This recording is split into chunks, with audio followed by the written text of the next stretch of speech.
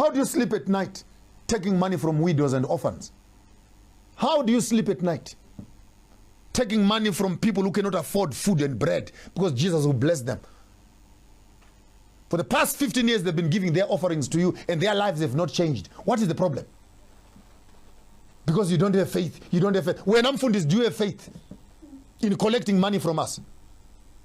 So we need to understand and deconstruct the whole picture and ideology of this white Messiah.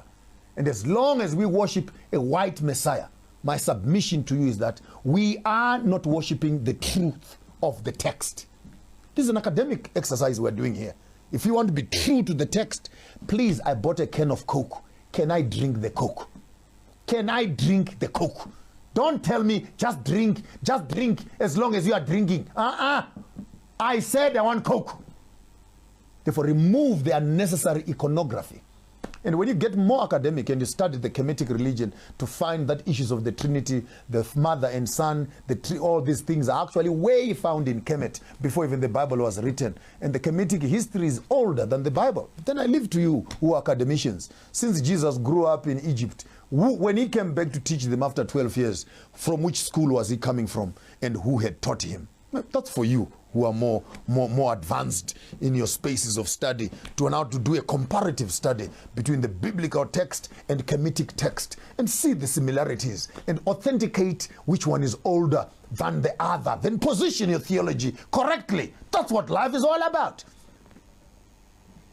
And ultimately, when you come there, you decolonize God, decolonize humanity, decolonize the Messiah, decolonize salvation. Stop selling religion. Stop selling hope to the people. Give people practical solutions. Buy farms. How do you buy a factory and then convert it into a church and people come inside and they're praying for employment?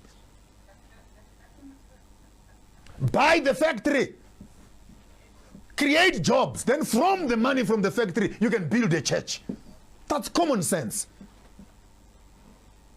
We need to deconstruct, decolonize the church.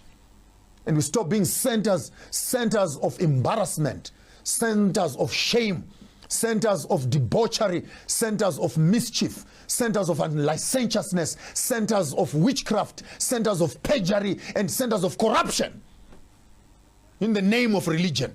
And you don't want it to be spoken about, by the way. Ministers get very touchy. They get very touchy. They don't want it to be spoken about because you are bringing the body of Christ into disarray. There's no body of Christ that is so rotten and evil like this. We need to fix these things as Africans because Christianity has become a partner of colonialism. I'll say it again. Christianity has become a partner of colonialism. Why am I saying that? Because after colonizing us, they were drinking coffee together. They never stood to oppose colonialism. They were benefiting from it. All your cities here have churches that are standing. The church right now in Africa owns more land than many businesses because they were in harmony with the government. May we have some land, please? They were given land. May we have some land? They were given land. Did they even condemn that what they were doing was wrong? The church was benefiting. Even now, there are churches that are still benefiting from colonialism. I'm not ashamed to say this. Even the church that I come from, my own church, is still running on the lines of segregation. Whites worship alone, blacks worship alone. We cannot even unite because of racism. The racism, is it biblical? No, it's not biblical. But the church will not stop it because it is founded on the principles of racism and segregation. And now all of a sudden, some other white man from Europe wants to come and run a seminar in Britain of how we must manage racism. How can a racist come and teach us how not to become racist? How can a colonizer come and tell us how to decolonize ourselves? How do you have a conversation with yourself as an abuser of the system? Now you want to come and tell people how to manage and tolerate abuse. How can you be so narcissistic as an organization that you become so insensitive to the needs of the people that it is a conversation by yourself?